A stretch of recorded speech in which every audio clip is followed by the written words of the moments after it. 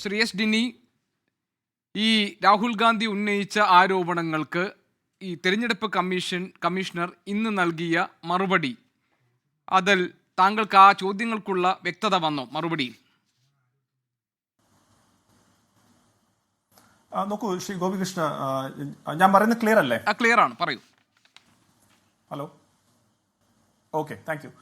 ശ്രീ ഗോപികൃഷ്ണൻ, ഞാൻ ഇന്ന് കാണുന്ന, അതായത് ഇന്ന് ഇലക്ഷൻ കമ്മീഷണർ ചെയ്ത പ്രസ് മീറ്റ്, അത് ഞാൻ കണ്ടതെന്ന് വെച്ചാൽ രണ്ട് തരത്തിലാണ്, രണ്ട് കാര്യങ്ങളാണ് അതിനകത്ത് വ്യക്തമായിട്ട് ഞാൻ മനസ്സിലാക്കിയിട്ടുള്ളത്. ഒന്ന്, ഇലക്ഷൻ കമ്മീഷൻ എന്നുള്ള ആ ഇൻസ്റ്റിറ്റ്യൂഷന്റെ ട്രസ്റ്റ് അതേപോലെ തന്നെ നിലനിർത്താനുള്ള ഒരു ശ്രമവും, രണ്ടാമതായിട്ട് ഇലക്ഷൻ കമ്മീഷൻ ഏറ്റവും കൂടുതൽ ഇമ്പോർട്ടന്റ് ആയിട്ടുള്ള ഒരു കാര്യം എന്ന് വെച്ചാൽ വോട്ടേഴ്സാണ്. ആ വോട്ടേഴ്സിന്റെ അവരുടെ റൈറ്റ്സിനെ സംരക്ഷിക്കുക, അവരുടെ ഇൻഡിവിജ്വാലിറ്റിയെ സംരക്ഷിക്കുക, അവർ ഭാരതത്തിലുള്ള ഒരു പൗരനാണ് എന്നുള്ള നിലയിലുള്ള അവരുടെ എല്ലാ റൈറ്റ്സിനെയും സംരക്ഷിച്ചുകൊണ്ട് അവർക്ക് വോട്ട് ചെയ്യാനുള്ള അധികാരം ആ രീതിയിലേക്ക് തന്നെ നിലനിർത്തണം എന്നുള്ള രീതിയാണ്.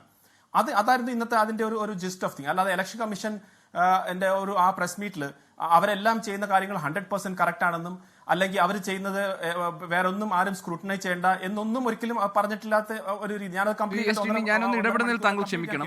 രാഹുൽ ഗാന്ധി ചെയ്ത്, അതായത് ഈ ആരോപണം ഉന്നയിച്ച രാഹുൽ ഗാന്ധിയുടെ ഭാഗത്താണ് തെറ്റ് എന്ന് വരുത്തി തീർക്കാനായിരുന്നല്ലോ തെരഞ്ഞെടുപ്പ് കമ്മീഷൻ ഇന്ന് ശ്രമിച്ചത്. അതുകൊണ്ടാണല്ലോ തോളിലിരുന്ന് തോക്കു ചൂണ്ടിയതുകൊണ്ട് ഈ ഇവിടുത്തെ വോട്ടർമാരെ അപമാനിക്കാനുള്ള ശ്രമമാണ് നടത്തുന്നത്, അവർ വെച്ച് രാഷ്ട്രീയം കളിക്കുകയാണെന്ന് ഗുരുതരമായ ഒരു വിഷയം ഉന്നയിക്കുമ്പോൾ തെരഞ്ഞെടുപ്പ് കമ്മീഷന് പ്രതികരിക്കേണ്ടി വരുന്നത്. അല്ലാതെ അതിനെപ്പറ്റി അന്വേഷണമില്ല, അതിനെക്കുറിച്ചുള്ള ചോദ്യങ്ങളില്ല, അതിനെക്കുറിച്ച് ഇവരാവശ്യപ്പെട്ട കാര്യങ്ങൾ നൽകാമെന്നൊരു മറുപടിയില്ല.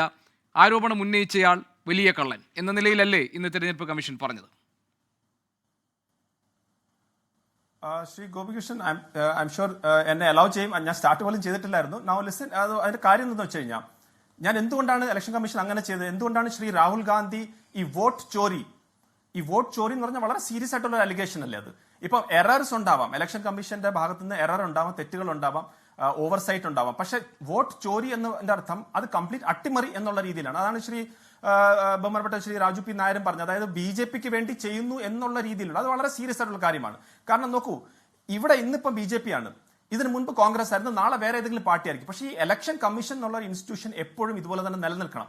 അതല്ലെങ്കിൽ നമ്മുടെ ജനാധിപത്യം ഇല്ലാതാവും. ഇപ്പം ശ്രീ ഗോപികൃഷ്ണൻ പറഞ്ഞു ശ്രീ രാഹുൽ ഗാന്ധിയുടെ ആരോപണത്തിന്, ഓക്കെ, ഞാൻ അങ്ങനെയാണെങ്കിൽ ഞാൻ പല ഉദാഹരണം തരാം. പക്ഷെ എനിക്കറിയാം സമയം വളരെ കുറവാണ്. ഞാൻ ഒരൊറ്റ ഉദാഹരണത്തിന് തുടങ്ങാം, അതിൽ തന്നെ അതിന്റെ ക്ലാരിറ്റി കിട്ടും. നോക്കൂ, ഇവർ പല ഡാറ്റ കൊടുത്തു, അല്ലെങ്കിൽ പല ആളുകളുടെ പേരെടുത്തിട്ട് അവർ പറഞ്ഞു. അതിനകത്ത് ഒരു വ്യക്തി, ഒരു ലേഡി, ആ ലേഡിയുടെ പേര് മിൻറ്റ ദേവി എന്നുള്ളതായിരുന്നു. അവരെന്താണ് അതിനുവേണ്ടി അവർ ടീഷർട്ട് ഇട്ട് 124 നോട്ട് ഔട്ട് എന്ന് പറഞ്ഞ് പാർലമെന്റിന്റെ പുറത്ത് നിന്ന് ശ്രീമതി പ്രിയങ്ക ഗാന്ധിയും ബാക്കിയുള്ള എല്ലാ MPസും അവിടെ ടീഷർട്ട് ഇട്ടിട്ട് നിന്നു. അതിന്റെ എന്തായിരുന്നു പ്രശ്നം? അതിന്റെ പ്രശ്നം 1990 അവർ ജനിച്ചത്. അത് എറർ വന്ന് 1900 എന്ന് വന്നു, അത്രേ ഉള്ളൂ. അപ്പൊ 124 ഇയേഴ്സ് ആയി. അപ്പൊ ആ സ്ത്രീ പറഞ്ഞത് നിങ്ങൾ എല്ലാവരും ഒന്ന് കേൾക്കണം.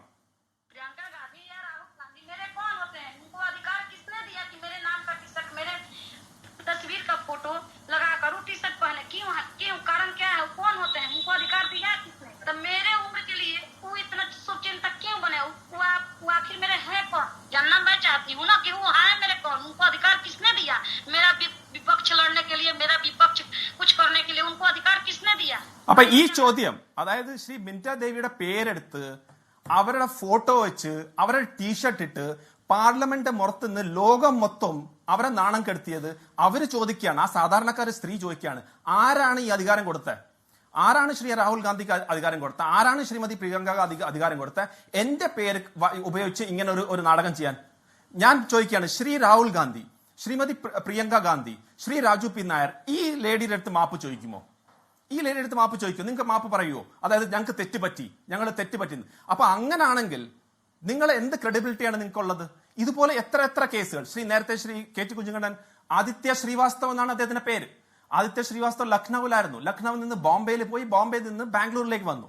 അപ്പം ഇത് ഇന്ന് ഇലക്ഷൻ കമ്മീഷണർ തന്നെ പറഞ്ഞതാണ്, പലരും ഒരു സ്ഥലത്ത് നിന്ന്, ഇപ്പം പ്രത്യേകിച്ച് ഗ്രാമത്തിൽ നിന്നൊക്കെ ആണെങ്കിൽ അവർക്ക് ജോലി കിട്ടാൻ വേണ്ടി അവര് സിറ്റീസിലേക്ക് പോകും. അപ്പൊ ചിലപ്പോൾ അവിടെ വോട്ട് കാണും.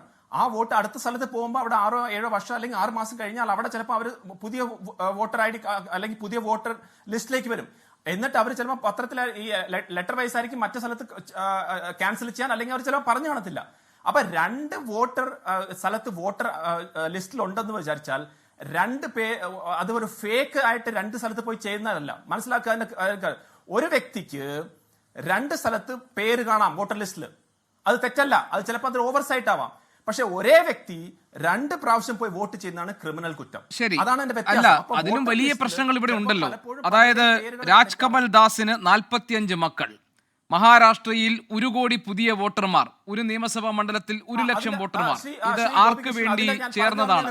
ബീഹാറിൽ 65 ലക്ഷം വോട്ടുകൾ വെട്ടിമാറ്റിയത് ആരുടെ താല്പര്യം സംരക്ഷിക്കാനാണ്? ഈ 45 മക്കൾ ശ്രീ ഗോപികൃഷ്ണൻ അന്വേഷിച്ചായിരുന്നോ? അതൊരു ആശ്രമമായിരുന്നു.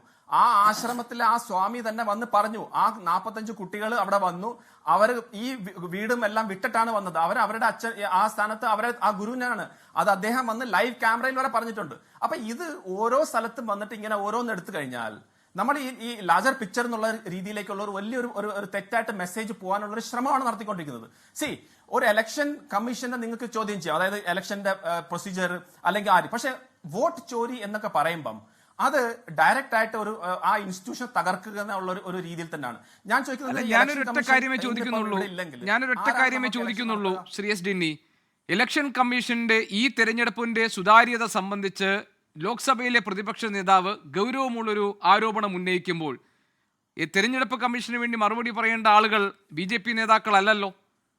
അതിന് മറുപടി പറയുകയും ഈ രാജ്യത്തെ ജനങ്ങളെ ബോധ്യപ്പെടുത്തുകയും ചെയ്യേണ്ട ഉത്തരവാദിത്വം തെരഞ്ഞെടുപ്പ് കമ്മീഷനിൽ നിക്ഷിപ്തമാണല്ലോ. അവരത് ചെയ്തോ? ഞാൻ പറഞ്ഞുതരാം അതിന്റെ ഉത്തരം. നോക്കൂ, എന്താന്ന് വെച്ചാൽ ശ്രീ രാഹുൽ ഗാന്ധി ബഹുമാനപ്പെട്ട നമ്മുടെ പ്രതിപക്ഷ നേതാവാണ്. പക്ഷെ അദ്ദേഹം വളരെ ഗുരുതരമായിട്ടുള്ള ഒരു ആരോപണം ഇങ്ങനെ ചെയ്യുമ്പോൾ, ഇലക്ഷൻ കമ്മീഷന് അഗെയിൻസ്റ്റ് ആയിട്ട് ചെയ്യുമ്പം രാഷ്ട്രീയപരമായിട്ട് അതിനെ നമ്മൾ നേരിടും. കാരണം എന്താണ് നമ്മുടെ രാഷ്ട്രീയ ഉദ്ദേശം?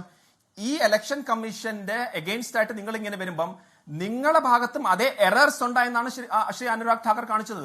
അതായത് ഇത് ഞാൻ നേരത്തെ ആരോ ചോദിച്ചു അനുരാഗ് ഠാക്കറിന്റെ എന്തുകൊണ്ട് അഫിഡവിറ്റ് ചോദിച്ചില്ലെന്ന്. അദ്ദേഹം വോട്ട് ചോരി എന്നുള്ള രീതിയിലേക്ക് ഇലക്ഷൻ കമ്മീഷൻ എടുത്ത് പറഞ്ഞോ? അദ്ദേഹം പറഞ്ഞതും പൊളിഞ്ഞുപോയി.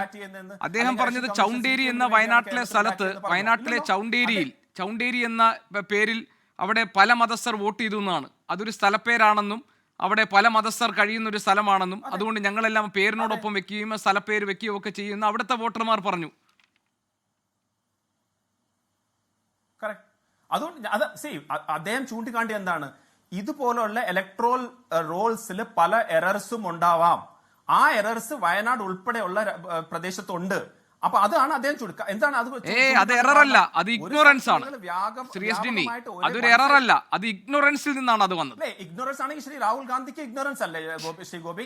അത് ഇഗ്നോറൻസ് അല്ലേ? ശ്രീ രാഹുൽ ഗാന്ധിയുടെ ഈ മഹാദേവപുര എന്നുള്ള തുടങ്ങുന്ന അസംബ്ലി കൗൺസിൽ തുടക്കുന്നതാണ്. ഞങ്ങൾ 7 അലോമി ശ്രീ ഗോപികൃഷ്ണൻ അലോമി ടു സ്പീക്ക്. അതായത് 7 കോൺസ്റ്റിറ്റ്യൂഷനിൽ കോൺഗ്രസ് ജയിച്ചുകൊണ്ടിരിക്കുകയായിരുന്നു, ഒരെണ്ണത്തിൽ മാത്രമാണ് BJP ജയിച്ചെന്നുള്ളത് തുടങ്ങിയല്ലേ അദ്ദേഹം തുടങ്ങിയത്. അതിനകത്ത് വാസ്തവം എന്തായിരുന്നു? 4-4 എന്നുള്ള റേഷ്യോ അല്ലായിരുന്നോ? അപ്പൊ അവിടെ എന്താണ്, അത് ഇഗ്നോറൻസ് ആണോ അതോ വിൽഫുൾ ഇഗ്നോറൻസ് ആണോ, അത് മനഃപൂർവ്വമായിട്ട് തെറ്റിദ്ധരിപ്പിക്കുകയാണോ? അപ്പൊ അത് പറഞ്ഞതിനകത്തൊരു ലോജിക് ഇല്ല. ഇനി വേറൊരു കാര്യം കൂടെ ചോദിക്കാം. അതായത് സ്പെഷ്യൽ ഇന്റൻസീവ് റിവിഷൻ നടക്കുന്നു ബീഹാറിൽ. ഞാൻ ചോദിക്കുന്നത്, ഇന്ന് ശ്രീ ഗണേഷ് കുമാർ അദ്ദേഹം വളരെ കൃത്യമായിട്ട് പറഞ്ഞല്ലോ, 15 ദിവസമായിട്ട് ആ പ്രൊസീജിയർ നടന്നുകൊണ്ടിരിക്കുകയാണ്. അദ്ദേഹം പറഞ്ഞ് അതിന്റെ ഇതുവരെ വന്നിട്ടുള്ള എന്യൂമറേഷൻ ഫോംസ് എല്ലാ പാർട്ടികളുടെയും ഡിസ്ട്രിക്ട് പ്രസിഡന്റ്മാർ സൈൻ ചെയ്ത് വെരിഫൈ ചെയ്ത് കൊടുത്തു കഴിഞ്ഞു. അങ്ങനെയാണ് 7.24 crores വന്നിട്ടുള്ളത്. 65 ലക്ഷത്തിന്റെയാണ് ഇതുവരെ കണക്ക് വരാത്തത്. അദ്ദേഹം പറഞ്ഞ് ഈ 15 ദിവസത്തിനിടയ്ക്ക് തന്നെ ഒരൊറ്റ കേസുകൾ പോലും ഇതിന് അഗെയിൻസ്റ്റ് ആയിട്ട് വന്നിട്ടില്ല. എന്തുകൊണ്ട് വന്നില്ല? നിങ്ങൾ സ്പെഷ്യൽ ഇന്റൻസീവ് റിവിഷൻ പ്രോബ്ലം ആണ്, എന്തുകൊണ്ട് വന്നില്ല? അദ്ദേഹം വീണ്ടും പറഞ്ഞു 15 days ഇനിയുണ്ട്, 15 ദിവസം ഇനിയുണ്ട്. ഈ 15 ദിവസത്തിനകം നമ്മൾ ചെയ്യുന്ന ഈ പ്രൊസീജിയറിനകത്ത് എന്തെങ്കിലും എറർ ഉണ്ടെങ്കിൽ ഞങ്ങളെ കൊണ്ടുവരൂ, അത് നമ്മൾ ശുദ്ധീകരിക്കാം.